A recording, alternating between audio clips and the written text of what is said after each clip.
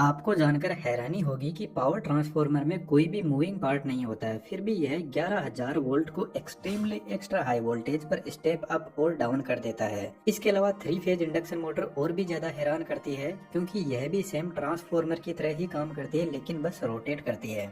सबसे पहली बात, ट्रांसफार्मर सिर्फ एसी सप्लाई पर काम करता है, डीसी पर नहीं। इसे थोड़ा आगे विद कंसेप्ट समझ लेंगे तो मिस्टर फेराडे कहते हैं कि जब आप किसी वायर में सप्लाई देते हैं तो उसमें इलेक्ट्रोमोटिव फोर्स इंड्यूस होगा। यह फोर्स अपने आसपास में एक फील्ड जनरेट करेगा जिसको मैग्नेटिक फील्ड बोलते हैं, लेकिन एसी केस में यह फील्ड बाई डायरेक्शनल होता है। कुछ ऐसी अल्टरनेटिंग करंट की वेवफॉर्म होती है, यहाँ से यहाँ तक वेवफॉर्म इंक्रीज हो रही है तो वायर में मैग्नेटिक फील्ड की स्ट्रेंथ भी बढ़ेगी। यहाँ से यहाँ डिक्रीज हो रही है तो मैग्नेटिक फील्ड की स्ट्रेंथ वापस कम होने लगेगी। यहाँ से वेवफॉर्म नेगेटिव डायरेक्शन में जाने लगेगी तो मैग्नेटिक फील्ड अपनी डायरेक्शन बदल लेगा और फील्ड की स्ट्रेंथ ठीक पॉजिटिव साइड के ऑपोजिट होगी।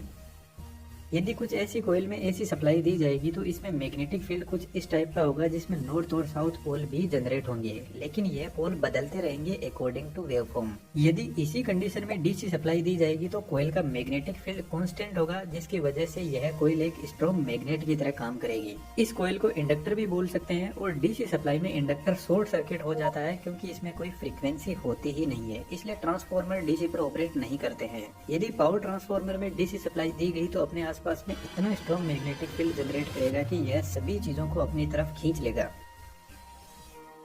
यदि इस कोयल के पास में हम सेम दूसरी ठीक ऐसी ही कोयल लेकर आएंगे तो यह मैग्नेटिक फील्ड लाइन दूसरी कोयल को कट करेगी, जिससे इस कोयल में भी एक फोर्स जनरेट होगा जिसको इलेक्ट्रोमोटिव फोर्स बोलते हैं, इन शॉर्ट ईएमएफ। और वोल्टेज का दूसरा नाम इलेक्ट्रिक फोर्स ही होता है। यहाँ जो मैग्नेटिक फील्ड लाइन है इनको टेक्निकल लैंग्वेज में फ्लक्स लाइन बोलते हैं और इस प्रक्रिया को इलेक्ट्रोमैग्नेटिक इंडक्शन बोलते हैं, जिससे पावर ट्रांसफर होती है। तो एक तरीके से वायरलेस पावर ट्रांसफर हो रही है और इसी कंसेप्ट को यूज में लेकर वायरलेस चार्जर भी बने हैं। आपको जानकर हैरानी होगी कि वायरलेस चार्जर फोन में एसी सप्लाई ही बेचते हैं, जबकि हमारा स्मार्टफोन डीसी पर ऑपरेट करता है। ऐसा कैसे हो सकता है? रीजन फाइंड आउट करके कमेंट में जरूर से लिखना। पावर ट्रांसफार्मर की आयरन के कोर में कुछ ऐसी छोटी छोटी पत्तियां होती है और इन सभी ब्लेड्स पर वार्निश की कोटिंग की जाती है। इसके पीछे का रीजन थोड़ा आगे समझेंगे। और सभी ब्लेड को एक साथ जोड़कर फिर से दोनों साइड में इम्प्रेग्नेटेड पेपर की कोटिंग की जाती है, जो एक इंसुलेटर की तरह काम करता है। और उसके बाद में दोनों कॉइल को सेट किया जाता है। ट्रांसफार्मर की कोयल कोर को टच नहीं करती है। अब इन कोयल को हम प्राइमरी और सेकेंडरी वाइंडिंग कह सकते हैं। जब हम प्राइमरी वाइंडिंग में सप्लाई देंगे तो इसमें जो फ्लक्स लाइन इंड्यूस होगी उनको आयरन की कोर पाथ प्रोवाइड करवाती है सेकेंडरी वाइंडिंग तक पहुंचने के लिए, जिससे सेकेंडरी वाइंडिंग में ईएमएफ इंड्यूस होगा। अब अज्यूम करते हैं कि प्राइमरी वाइंडिंग में टोटल टर्न 100 है और सेकेंडरी वाइंडिंग में टोटल टर्न 50 है। यहाँ पर आप एक चीज अपने दिमाग में बिठा लो कि प्राइमरी वाइंडिंग में जो एक टर्न है उसमें जो ईएमएफ इंड्यूस होगा सेम टू सेम इतना ही ईएमएफ सेकेंडरी वाइंडिंग के एक टर्न में जनरेट होगा, क्योंकि जितनी फ्लक्स लाइन इस एक टर्न से निकल रही है उतनी ही तो सेकेंडरी वाइंडिंग के एक टर्न में पहुंचेगी। तो अब यदि हम सेकेंडरी वाइंडिंग पर फोकस करें तो सभी के सभी टर्न सीरीज में कनेक्टेड है और सेकेंडरी वाइंडिंग में जो वोल्टेज हमें मिलेगा वह सभी टर्न्स में जो वोल्टेज इंड्यूस हो रहा है उसी का टोटल तो होगा। तो सेकेंडरी वाइंडिंग का वोल्टेज यानी ईएमएफ इक्वल होगा सेकेंडरी वाइंडिंग के टर्न्स के। ऐसा ही प्राइमरी वाइंडिंग में होगा EMF induce in primary winding equal to number of turns in primary. EMF और वोल्टेज में एक छोटा सा फर्क होता है। वोल्टेज प्राइमरी वाइंडिंग के टर्मिनल पर लगा हुआ है, जब ये वाइंडिंग में पहुंचेगा तो वाइंडिंग का कुछ रेजिस्टेंस होता है जिसकी वजह से थोड़ा सा वोल्टेज कम हो जाता है। और जैसे ही वोल्टेज कम होता है तो हम उसको बोलते हैं कि इतना इतना ईएमएफ इंड्यूस हुआ है। अब अज्यूम करते हैं कि प्राइमरी वाइंडिंग में 100 वोल्ट हमने दिया तो सेकेंडरी वाइंडिंग में 50 वोल्ट ही मिलेगा, क्योंकि 50 टर्न में से सभी टर्न की कैपेसिटी 1 वोल्ट की है और सबने अपना अपना 1 वोल्ट लेकर 50 वोल्ट दे दिया, जो हमें सेकेंडरी में मिलेगा, यानी वोल्टेज स्टेप डाउन हो गया। इसी तरीके से सेकेंडरी वाइंडिंग में नंबर ऑफ टर्न्स इंक्रीज करके वोल्टेज बढ़ाया जाता है। अब थोड़ी आसानी के लिए हमने एक इक्वेशन बना ली, number of turns in primary upon number of turns in secondary is equal to EMF induce in primary upon EMF induce in secondary. एक स्टेप और आगे बढ़े तो करंट भी आ जाता है और करंट वोल्टेज का जस्ट ऑपोजिट होता है। तो सिंपल सी बात है, ट्रांसफार्मर यदि वोल्टेज को बढ़ाता है तो करंट को कम कर देता है, क्योंकि पावर हमेशा फिक्स रहती है। वोल्टेज करंट को कम ज्यादा किया जा सकता है, पावर नहीं बदली जा सकती। जब ट्रांसफार्मर में सप्लाई दी जाती है तो according to Faraday EMF induce होगा और ईएमएफ फ्लक्स लाइन भी जनरेट करेगा। इसके अलावा जो ट्रांसफार्मर की कोर है उसमें सर्कुलेटिंग करंट भी जनरेट होगा और इस सर्कुलेटिंग करंट को एडी करंट बोलते हैं, जिसकी हमें बिल्कुल भी जरूरत नहीं है। पानी में कभी ऐसी सिचुएशन बनती है कि कुछ ऐसा भंवर बनता है, ठीक ऐसा ही एडी करंट होता है जो कोर में घूमता है। इसलिए आयरन की कोर को सबसे पहले पतली पतली पत्तियों में डिवाइड किया जाता है, उसके बाद में एक एक ब्लेड को लेमिनेट किया जाता है। लेमिनेशन की थिकनेस 0.25 mm से 0.50 mm तक होती है। इसी लेमिनेशन की वजह से जो कोर का क्रॉस सेक्शन एरिया है वह रिड्यूस हो जाता है और एरिया का रेजिस्टेंस से इनवर्स रिलेशन होता है, जिससे रेजिस्टेंस बढ़ जाता है और रेजिस्टेंस आपको पता है करंट का दुश्मन होता है। तो इस तरीके से एडी करंट लॉसेस को रिड्यूस किया जाता है।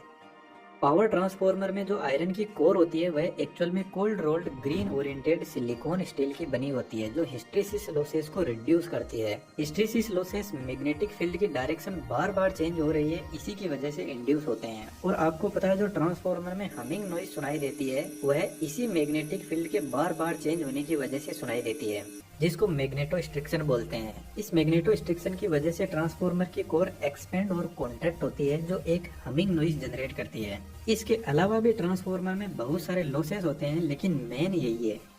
ट्रांसफार्मर में ठीक ऐसी ही 3 वाइंडिंग होती है 3 फेज के लिए, लेकिन जब हम प्रैक्टिकल ट्रांसफार्मर को देखते हैं तो उसमें आयरन की कोर कुछ ऐसी होती है 3 फेज सिस्टम के लिए, जिसमें सबसे पहले हर फेज के लिए प्राइमरी वाइंडिंग को सेट किया जाता है। यदि स्टेप अप ट्रांसफार्मर की बात करें तो प्राइमरी वाइंडिंग में कम टर्न्स होते हैं और वोल्टेज कम और करंट ज्यादा होता है, तो यहाँ पर काफी थिक कॉपर वायर काम में लिए जाते हैं। यह कॉपर वायर कम्प्लीटली इंसुलेटेड रहते हैं। प्राइमरी वाइंडिंग के ऊपर सेकेंडरी वाइंडिंग को तैयार किया जाता है। दोनों वाइंडिंग के बीच में कोई भी इलेक्ट्रिकल कनेक्शन नहीं होता है, पावर ट्रांसफर इंडक्शन प्रोसेस के थ्रू ही होती है।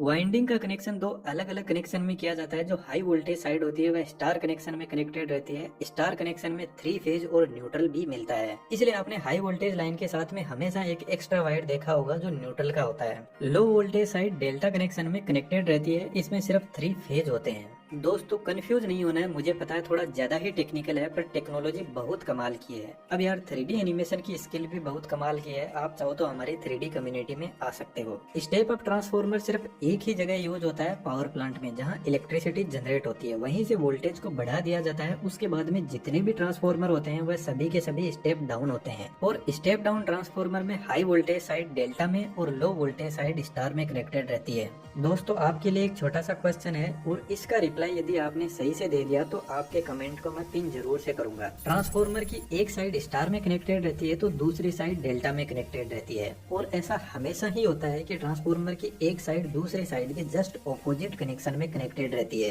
रीजन फाइंड आउट करके कमेंट में जरूर से लिखना। ट्रांसफार्मर की वाइंडिंग को टैंक में रखा जाता है और टैंक में ऑयल भरा रहता है। ट्रांसफार्मर में मिनरल ऑयल और सिंथेटिक ऑयल यूज होता है, जो एक पेट्रोलियम प्रोडक्ट ही है। इस ऑयल के 2 पर्पज है, यह ट्रांसफार्मर में कूलिंग भी करता है और इंसुलेशन भी प्रोवाइड करवाता है। इतना सब होने के बाद ट्रांसफार्मर को पैक कर दिया जाता है। ट्रांसफार्मर की वाइंडिंग बॉडी से टच नहीं हो जाए इसलिए हाई वोल्टेज और लो वोल्टेज साइड के लिए बुशिंग लगी रहती है, जो एक इंसुलेटर ही है। यह बुशिंग पोर्सलेन की बनी होती है।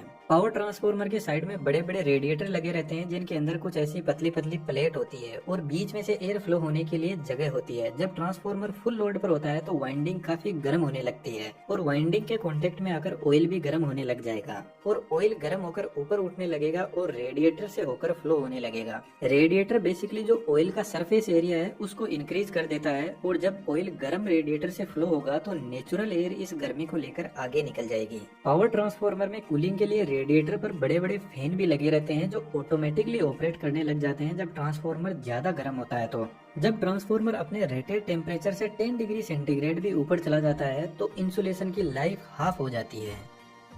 ट्रांसफार्मर के ऊपर एक बड़ा और टैंक लगा रहता है जिसको कंजर्वेटर बोलते हैं। इसमें ट्रांसफार्मर के लिए एक्सेस ऑयल भरा रहता है।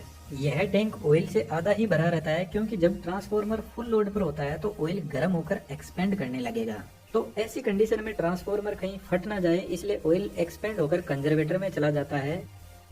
कंजर्वेटर से एक डिवाइस और कनेक्टेड रहती है जिसको ब्रीदर बोलते हैं। तो ऑयल एक्सपेंशन की वजह से गैस बाहर निकलेगी, उसको ब्रीदर से एनवायरनमेंट में छोड़ दिया जाता है। लेकिन ब्रीदर का काम कुछ और ही होता है। जब ट्रांसफार्मर का तेल ठंडा होगा तो वापस कॉन्ट्रैक्ट होने लगेगा और ट्रांसफार्मर बाहर से हवा को अंदर खींचेगा। इस कंडीशन में एनवायरनमेंट के अंदर एयर में बहुत ज्यादा मॉइस्चर कंटेंट होता है और यह मॉइस्चर ट्रांसफार्मर के ऑयल में चली गई तो वाइंडिंग डैमेज हो जाएगी। इसलिए ब्रीदर में सिलिका जेल भरा रहता है जो मॉइस्चर कंटेंट को एब्जॉर्ब कर लेता है।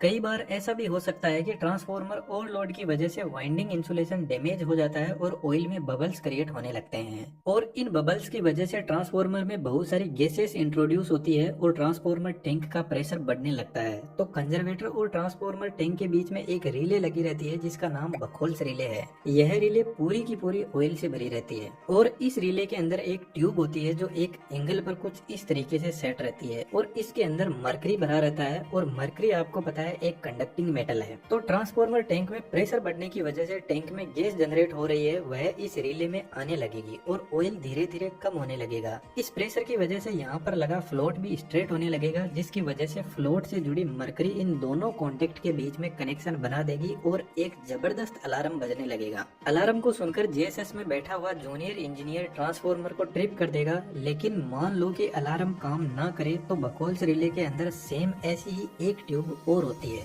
तो जब सीवियर फॉल्ट होता है तो गैसियस प्रेशर बढ़ने की वजह से ऑयल और नीचे आने लगेगा और यह स्विच भी एक्टिवेट हो जाएगा ठीक ऊपर वाले जैसे ही। इस स्विच का काम है ट्रांसफार्मर के पास लगे सर्किट ब्रेकर को सिग्नल भेजना, जिससे सर्किट ब्रेकर ही ट्रांसफार्मर को ट्रिप कर देगा। एक वर्स्ट सिचुएशन और लेकर चलते हैं, मानकर चलते हैं कि सर्किट ब्रेकर भी ऑपरेट नहीं हुआ और टैंक के अंदर जबरदस्त ऑयल का प्रेशर क्रिएट हो गया। यदि यह टैंक फट गया तो ऑयल काफी गर्म है और काफी दूर में फैल जाएगा, जिसकी वजह से फायर को बुझाना बहुत मुश्किल हो जाता है क्योंकि यह ऑयल एक पेट्रोलियम प्रोडक्ट ही है और एक 400 केवीए ट्रांसफार्मर में 450 लीटर ऑयल भरा रहता है। तो टैंक के ऊपर एक एक्सप्लोजिव वेंट लगा रहता है, जिससे ऑयल जिस तरीके से हमारे घर में कुकर ऑपरेट होता है ठीक उसी तरीके से यह ऑपरेट होगा और हाई प्रेशर को बाहर रिलीज कर देगा। लेकिन जो पावर ट्रांसफार्मर होता है उसमें एक एक्स्ट्रा फीचर और होता है, ट्रांसफार्मर के पास में ही जमीन के अंदर टैंक बनाए जाते हैं। तो ऐसी कंडीशन में ऑयल ट्रांसफार्मर टैंक से इन्हीं टैंक के अंदर चला जाएगा और ट्रांसफार्मर ट्रिप हो जाएगा।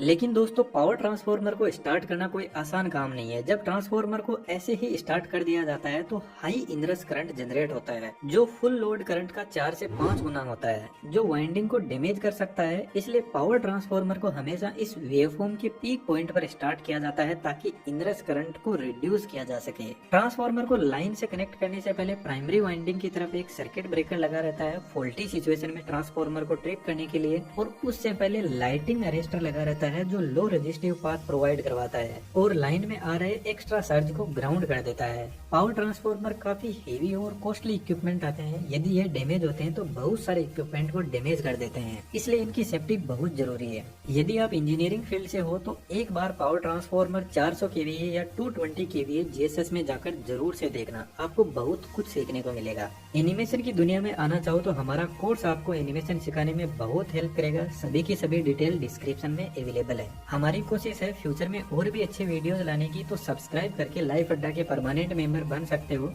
Thank you.